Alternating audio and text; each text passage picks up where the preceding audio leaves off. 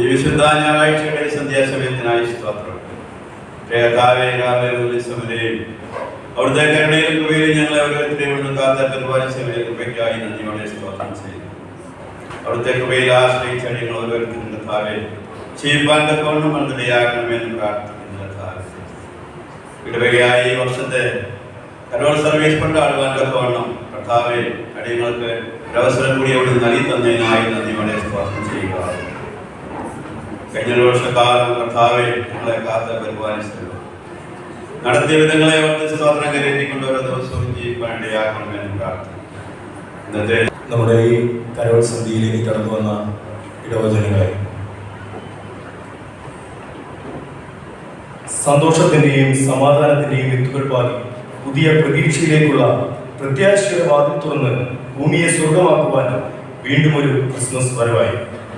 Christmas പ്രത്യാശയുടെ വെളിച്ചമാണ് നമുക്ക് നൽകുന്നത്.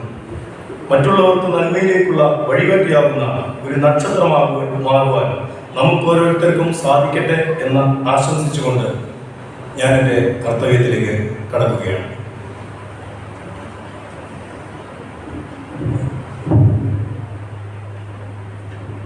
ഇന്നത്തെ നമ്മുടെ കരോൾ സന്ധ്യ ഇതിന് അധ്യക്ഷപദം അലങ്കരിക്കുന്നത് നമ്മുടെ പ്രിയങ്കരനായ നമ്മുടെ ഇടവകകാരി.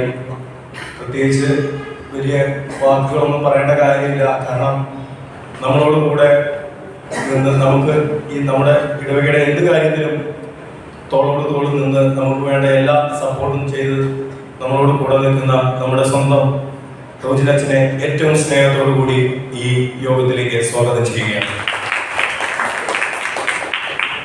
അതുപോലെ തന്നെ നമ്മുടെ ഈ മീറ്റിംഗ് അതിൽ ഒരു മുഖ്യ സന്ദേശം എപ്പോഴും നമ്മുടെ ഈ ഒരു സമ്മേളനത്തിന് അത്യാവശ്യമാണ്.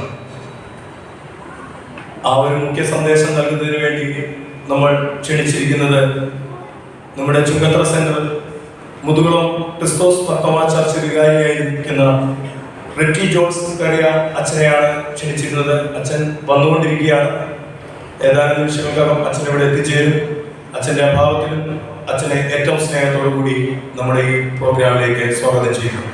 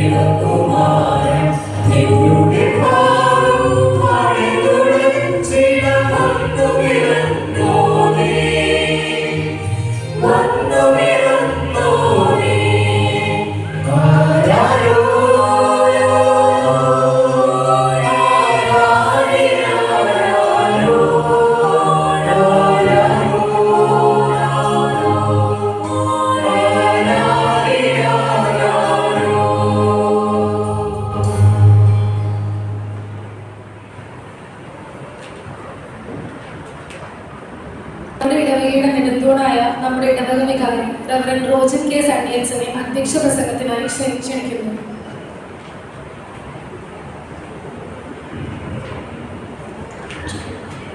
ദൈവത്തിന് സ്തുതി. ഏറ്റവും സന്തോഷകരമായ ഒരു സുദിനത്തിലാണ് നമ്മളായിരിക്കുന്നത്. എന്നെ സംബന്ധിച്ചിടത്തോളം എൻ്റെ ഇടവകയിലെ ആദ്യത്തെ കരോൾ സർവീസാണ്. കഴിഞ്ഞ വർഷം ദൈവകൃപയാൽ ഈ ഇടവകയുടെ യോഗങ്ങളിലൊന്നും ക്രിസ്മസിനോടനുബന്ധിച്ചിട്ടുള്ള യാതൊരുവിധമായ പരിപാടികളിലും പങ്കെടുക്കുവാനായിട്ട് ദൈവം എനിക്ക് അവസരമൊരുക്കി. എന്നാൽ ഇന്ന് എല്ലാവരെയും കാണുന്നതിനും ഈ ഇടവകയിലെ ക്രിസ്മസിന്റെ ക്രമീകരണം ആദ്യമായിട്ട് കാണുന്നതിനുമൊക്കെ കർത്താവ് അവസരമൊരുക്കി തന്നു. പ്രത്യേകിച്ച് ഈ ക്രിസ്മസിന്റെ നാളുകളിൽ നമ്മളൊക്കെയും വേദപുസ്തകത്തിന് അടിസ്ഥാനമാക്കിയാണോ മനസ്സിലാക്കിയിരിക്കുന്നത് എന്നറിയുന്നതിന് വേണ്ടി ഒന്ന് രണ്ട് ചെറിയ ചോദ്യങ്ങൾ ഞാൻ ചോദിക്കും. ഒന്നാമത്തെ ചോദ്യം വളരെ ലളിതമായിട്ടുള്ള ചോദ്യങ്ങളാണ്. ഒന്നാമത്തെ ചോദ്യം, യേശു കർത്താവ് എവിടെയാണ് ജനിച്ചത് എന്നാണ് വേദപുസ്തകത്തിൽ പറയുന്നത്. സമ്മാനമൊന്നുമില്ല, ഇത്തരം അറിയാമെങ്കിൽ പറഞ്ഞാൽ ഓർക്ക പറയാം. ജനിച്ച സ്ഥലം എവിടെയാണെന്ന് പറഞ്ഞിട്ടില്ല.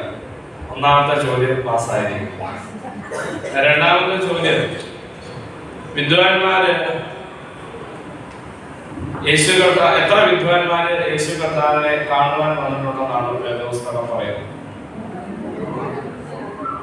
തോൽപ്പിച്ചു. വേദപുസ്തകത്തിൽ മത്തായിയുടെ സുവിശേഷം 1-ാം അധ്യായം വായിക്കുമ്പോൾ നമുക്ക് അവിടെ കാണുവാനായിട്ട് കഴിയും.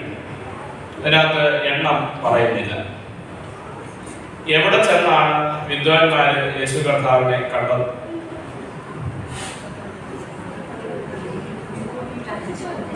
നക്ഷത്രം. നക്ഷത്രത്തിനകത്താണ്. എന്തോ നക്ഷത്രം കണ്ട് എവിടേക്കൊന്ന് നക്ഷത്രം നിൽക്കുമല്ലോ. അപ്പൊ അത് എവിടെ നിൽക്കുന്നെന്ന് പറഞ്ഞാൽ പശുത്തൊഴുത്തിന്റെ മുന്നിൽ. ഓക്കെ, ഞാനിത് തെറ്റാണെന്നോ ശരിയാണെന്നോ ഒന്നും പറയാനായിട്ട്, എന്നാൽ വേദപുസ്തകത്തിൽ നമ്മൾ വളരെ ഗൗരവത്തോടുകൂടെ വേദപുസ്തകത്തിനെ ഒന്നും കൂടെ കാണണം എന്നുള്ളതിനുള്ള ഒരു ഓർമ്മപ്പെടുത്തൽ മാത്രം. നേരത്തെ പറഞ്ഞതുപോലെ യേശു കർത്താവ് ജനിച്ച ഇടം വേദപുസ്തകത്തിൽ പറയുന്നില്ല. ശീലം ചുറ്റി യേശു കുഞ്ഞിനെ പശുത്തൊട്ടിൽ കിടത്തി എന്നേ പറയുന്നു. അതായത് ജനിച്ചത് വഴിയരികിലായിരിക്കും എന്നാണ് അതിന്റെ എഴുത്ത്. രണ്ടാമതായിട്ട് ഈ വിദ്വാൻമാര് വന്നതിനെ കുറിച്ചാണ് വേദപുസ്തകം മത്തായിയുടെ സുവിശേഷം തന്നെ പറയുന്നുണ്ട്. യേശു കർത്താവ് ജനിച്ച ശേഷം വിദ്വാൻമാർ യഹൂദയിലേക്ക് കടന്നു വന്നു, യെരുശലേമിലേക്ക് കടന്നു വന്നു എന്നാണ് പറയുന്നത്. അപ്പൊ യേശു കർത്താവ് ജനിച്ചതിന് ശേഷമാണ് വിദ്വാൻമാർ കടന്നു വന്നത്. ഈ വിദ്വാൻമാരെ കുറിച്ചുള്ള പഠനങ്ങൾ നമ്മളെ കൊണ്ടെത്തിക്കുന്നത് ഇപ്രകാരമാണ്. നമ്മൾ ഇപ്പോൾ ഈ ദേവാലയത്തിൽ ഒരു സ്കിറ്റ് ചെയ്താലും എങ്ങനെയായിരിക്കും ചെയ്യുന്നത്?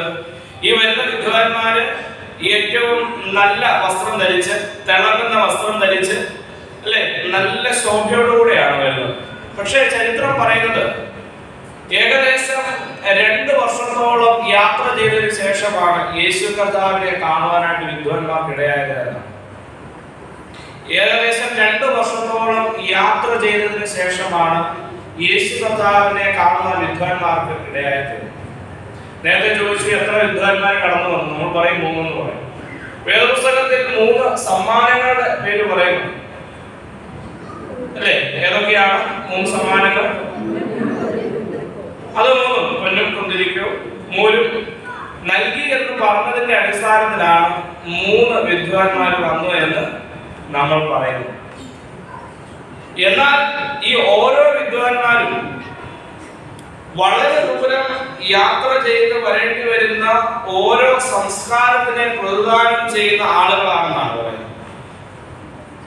അതിനകത്ത് ഇന്ത്യയുടെ, ഭാരതത്തിന്റെ ജ്ഞാന പരിസരത്തിനകത്ത് നിന്നും ജ്യോതിഷം നോക്കി കടന്നു വന്ന ആൾ ഉൾപ്പെടെ ഉണ്ടെന്നാണ് ചരിത്രം പറയുന്നത്. അപ്പോൾ ഓരോ പ്രദേശത്തിനെയും പ്രതിനിധാനം ചെയ്യുന്ന വിശ്വാസ സമൂഹം, ദൈവത്തിനായി കാത്തിരിക്കുന്ന സമൂഹം, തങ്ങളുടെ പ്രാർത്ഥനകളുടെ നടുവിൽ തങ്ങൾക്ക് ലഭിച്ച ദർശനത്തിന്റെ പരിപൂർണതയിലേക്ക് അവർ പ്രവേശിക്കുന്നതിന് അവർ സഹിച്ച യാത്ര എന്ന് പറയുന്നത് 2 വർഷമാണ്. അവർക്കറിയാത്ത ഭാഷാ നാട്ടിലേക്ക് പോവുകയാണ്, രാജ്യത്തിന്റെ അതിരുവിട്ട് സഞ്ചരിക്കുകയാണ്, സ്വന്തം സൗന്ദര്യം നഷ്ടപ്പെടുകയാണ്. തങ്ങൾക്കുള്ളതിനെ എല്ലാം സ്വരൂപിച്ചുകൊണ്ട് ഈ രാജാവിന്റെ മുമ്പിലേക്ക്, യേശു കർത്താവിന്റെ മുമ്പിലേക്ക് തങ്ങൾക്കുള്ളതിനെ സമർപ്പിക്കുവാനായിട്ട് കടന്നു പോവുകയാണ്. അപ്പോൾ എന്തൊരു സഹനമാണ് അവരുടെ ജീവിതത്തിൽ അവർ ചെയ്തത്. നമ്മള് യേശു കർത്താവിനെ കാണുവാനായിട്ട് കടന്നു വരുന്നു എന്ന് പറയുമ്പോൾ, വിദ്വാൻമാരെ കടന്നു വരുന്നു എന്ന് പറയുമ്പോൾ അതിനകത്തൊരു വേദന നമുക്ക് തോന്നിയിട്ടുണ്ട്. അതുകൊണ്ടാണ് പറഞ്ഞത് നമ്മളെ ഏറ്റവും നല്ല വസ്ത്രം ധരിപ്പിച്ചാണ് വിദ്വാൻമാരെ ഈ സ്റ്റിക്കിനകത്ത് തയ്യാറാണ്. പക്ഷേ അവിടുത്തെ ആട്ടിടയന്മാരെക്കാട്ടിലും അവസരായ, ക്ഷീണിതരായ, പഴയ തുണികളായിരിക്കുന്ന ഒരുപറ്റം ആളുകളായിരുന്നായിരിക്കണം വിദ്വാൻമാരായിട്ട് അവിടെ കടന്നു. ദീർഘ നാളുകൾ തങ്ങളുടെ ലക്ഷ്യം നഷ്ടപ്പെട്ടു പോകാതെ സഞ്ചരിച്ച് യേശു കർത്താവിനെ തന്റെ ഗ്രഹത്തിൽ വന്ന് കണ്ടു എന്നാണ് വേദപുസ്തകത്തിൽ നമുക്ക് കാണുവാനായിട്ട് കഴിയുന്നത്. പുൽത്തൊഴുത്തിലല്ല യേശു കർത്താവിനെ കാണുവാനായിട്ട് കഴിയുന്നത്, അവർ ഭവനത്തിലായിരുന്നപ്പോൾ അവിടെ വന്ന് കണ്ടു എന്നാണ് വേദപുസ്തകം പറയുന്നത്. മത്തായിയുടെ സുവിശേഷം വായിച്ചു നോക്കിയാൽ മതി, 1-2 അധ്യായങ്ങൾ. അവിടെ നമുക്ക് വളരെ വ്യക്തമായിട്ട് കാണുവാനായിട്ട് കഴിയും. അതുകൊണ്ട് വിദ്വാൻമാർ വന്ന് കാണുന്നവർ അറിവുള്ളവരാണ്, ജ്ഞാനമുള്ളവരാണ്. ഒരു പക്ഷേ ഏതെങ്കിലും ഒരു കോണ്ടിനെന്റിന്റെയോ ഒരു പ്രത്യേക പ്രദേശത്തിന്റെയോ വിശ്വാസങ്ങൾക്കൊക്കെ നേതൃത്വം നൽകിയ ആളുകളായിരുന്നു. ഒരുപാട് ബഹുമാനിച്ചിരുന്ന ആളുകളാണ്. സമൂഹം അവരെ ഒരുപാട് ബഹുമാനിച്ചിരുന്നു. അങ്ങനെയുള്ള ആളുകൾ തങ്ങളുടെ ജനങ്ങളുടെ ബഹുമാനത്തിനെയും ജനങ്ങളുടെ എല്ലാ പരിഗണനകളെയും ഉപേക്ഷിച്ചുകൊണ്ട് ഈ ദീർഘദൂരം യാത്ര ചെയ്ത് യേശു കർത്താവിനെ കാണുവാനായിട്ട് കടന്നു വന്നിരിക്കുകയാണ്. അപ്പോൾ നമ്മളോടുള്ള ചോദ്യം ഇതാണ്, ഈ വിദ്വാൻമാർ അവര് യേശു കർത്താവിനെ കാണുവാനായിട്ട് കടന്നു വന്ന നാളുകളിൽ അവർ തങ്ങളുടെ അറിവുകൾക്ക് മുകളിൽ, തങ്ങളുടെ തിരിച്ചറിവുകൾക്ക് മുകളിൽ, തങ്ങളുടെ ജീവിതത്തിന്റെ എല്ലാ സമ്പാദ്യങ്ങളുടെയും മുകളിൽ യേശു കർത്താവിന് കൊടുത്ത സ്ഥാനം. ഈ ദീർഘനാളുകൾ പലതും സഹിച്ച്, വേദനകൾ സഹിച്ച്, തണുപ്പ് സഹിച്ച്, നിന്ന് സഹിച്ച്, ഒരുപക്ഷെ അവരുടെ കാലുകളൊക്കെ നടന്ന് പൊട്ടിയിട്ടുണ്ടായിരുന്നു. ഒരുപക്ഷെ അവര് ഒരു നേരം ഭക്ഷണമില്ലാതെ കഴിക്കേണ്ടി വന്നിട്ടുണ്ടായിരിക്കും. ഒരുപാട് രാത്രി കാലങ്ങളിൽ മറ്റ് മൃഗശല്യങ്ങൾ കാരണം പലപ്പോഴും ചിതറിപ്പോയിട്ടുണ്ടായിരിക്കും. അങ്ങനെയൊക്കെ ഇറങ്ങിയ കൂട്ടത്തിൽ നിന്ന് പലരും നഷ്ടപ്പെട്ടു പോയിട്ടുണ്ടായിരിക്കും. എന്നിട്ട് തങ്ങളുടെ ലക്ഷ്യം മാറ്റിയില്ലാന്നുണ്ട്. യേശു കർത്താവിനെ വന്ന് കണ്ട് തിരികെ പോകുവാനായിട്ട് ഇടയായില്ല. നമ്മള് വായിക്കും, ഹെരോദിന്റെ കൊട്ടാരത്തിലേക്കൊക്കെ വിദ്വാൻമാർ ചെന്നു എന്ന് വായിക്കും. നമുക്ക് അവരുടെ ഒരു പുച്ഛം അല്ലേ? പക്ഷെ അവരുടെ ഒരു ജീവിത സാഹചര്യം മാറണം. എത്ര നാളുകൊണ്ട് അവരിറങ്ങിയത്, എത്ര നാളായി നല്ലൊരു ഭക്ഷണം കഴിച്ചു. ലോകത്തിന്റെ രക്ഷകനായിരിക്കുന്ന, രാജാവായിരിക്കുന്ന, വീണ്ടെടുപ്പുകാരനായിരിക്കുന്നവരെ കാണുവാനായിട്ട് കടന്നു വരുമ്പോൾ കുറഞ്ഞത് ഇത്രയും അലങ്കാരമെങ്കിലും നമ്മൾ പ്രതീക്ഷിക്കുന്നില്ല. ഇന്ന് നിങ്ങളിപ്പോൾ ഈ ക്രിസ്മസിന് ഇവിടെ വന്നു. ഇവിടെ ഒരു ലൈറ്റും ഇല്ല, ഒരു ക്രിസ്മസ് ട്രീയും ഇല്ല, ഒരു സ്റ്റാറും ഇല്ല. ഒന്നുമില്ലാതെ ഞായറാഴ്ച ദേവാലയത്തിൽ വരുന്നത് പോലെയാണ് നമ്മൾ ഇന്ന് ഇവിടെ ഇരിക്കുന്നതെങ്കിൽ നമ്മുടെ എത്ര പേർക്ക് മനസ്സുകൊണ്ട് തന്നെ സ്വീകരിക്കാൻ കഴിയും? ഇത് തന്നെ അവർ ചെയ്തുള്ളൂ. അവര് നോക്കിയപ്പോൾ ഒരു രാജകൊട്ടാരം. ആ രാജകൊട്ടാരത്തിലല്ലാതെ എവിടെയാണ് രാജാവ് ജനിക്കുവാനായിട്ടുള്ളത്? പക്ഷേ തങ്ങൾക്ക് വഴിതെറ്റിയെന്ന് തിരിച്ചറിഞ്ഞപ്പോഴും ആ രാജകൊട്ടാരത്തിൽ നിന്ന് ഇറങ്ങി നടക്കുവാനായിട്ട് അവർ മനസ്സ് കാണിച്ചു എന്നുള്ളതാണ്. അവിടെ യേശു കർത്താവിനെ കാണുവാനായിട്ടുള്ള യാത്രയുടെ നടുവിലായിരിക്കുന്ന നമ്മൾ, യേശു കർത്താവിനോട് ചേർന്ന് യാത്ര ചെയ്യുവാനായിട്ട് ഒരുക്കത്തോടു കൂടിയായിരിക്കും നമ്മൾ. വിദ്വാൻമാര് നമ്മളോട് പറയുന്നത് ഇതാണ്: എങ്ങനെ സമർപ്പണത്തോടെ, മടുപ്പില്ലാതെ യേശു കർത്താവ് എന്ന ലക്ഷ്യത്തിലേക്ക് നമുക്ക് യാത്ര ചെയ്യുവാനായിട്ട് സാധ്യമാക്കി. ഈ ഒരു ക്രിസ്മസ് നാളും കൂടെ ദൈവം നമുക്ക് സമ്മാനമായിട്ട് നൽകിയതാണ്. മധ്യസ്ഥ പ്രാർത്ഥനകളൊക്കെ പ്രാർത്ഥിച്ചു. ഒരു നിമിഷം മതി ജീവിതം ഒന്ന് തകിടം പറഞ്ഞു പോകുവാനായി. എന്തുകൊണ്ട് നമ്മളെ വീണ്ടും ഇവിടെ ആക്കി? വിദ്വാൻമാർ പറയും, ഇനിയും ദീർഘദൂരം യാത്ര ചെയ്തെങ്കിൽ മാത്രമേ, ലക്ഷ്യം തെറ്റാതെ നടന്നെങ്കിൽ മാത്രമേ, സഹിച്ചെങ്കിൽ മാത്രമേ യേശു കർത്താവിനെ രക്ഷകനെ കാണുവാനായിട്ട് നമുക്കിടയായി തീരുന്നു. അതിനുവേണ്ടിയാണ് നമ്മളെ വീണ്ടും ഇവിടെ നിർത്തിയിരിക്കുന്നത്. അപ്രകാരം ദൈവം നമുക്ക് നൽകിയിരിക്കുന്ന ഈ നല്ല അവസരം, പ്രത്യേകിച്ച് ഈ ആഗമന കാലഘട്ടത്തിൽ, തിരുപ്പിറവിയുടെ കാലഘട്ടത്തിൽ നമുക്ക് നമ്മളെ തന്നെ ഒരുക്കുവാനും, നമ്മളെ തന്നെ കൂടുതൽ സമർപ്പിക്കുവാനും, വിദ്വാൻമാര് തന്റെ ജീവിതത്തിൽ സഹിച്ച ത്യാഗം പോലെ യേശു കർത്താവുമായിട്ട് ചേർന്നുള്ള യാത്രയിൽ നമ്മളെ തന്നെ ത്യാഗത്തോടുകൂടെ ആയിരിക്കുവാനും കർത്താവിടെ ആകട്ടെ എന്ന് പ്രാർത്ഥിക്കുന്നു. എല്ലാവിധമായ ക്രിസ്തുമസ് ആശംസകളും ഈ സമയത്ത് നേരുന്നു. ദൈവം നമ്മെ അനുഗ്രഹിക്കും. അടുത്തതായി വേദക പുസ്തക വായനയ്ക്കായി ശ്രീമതി ലൗലി ജേക്കബിനെ ക്ഷണിക്കുന്നു.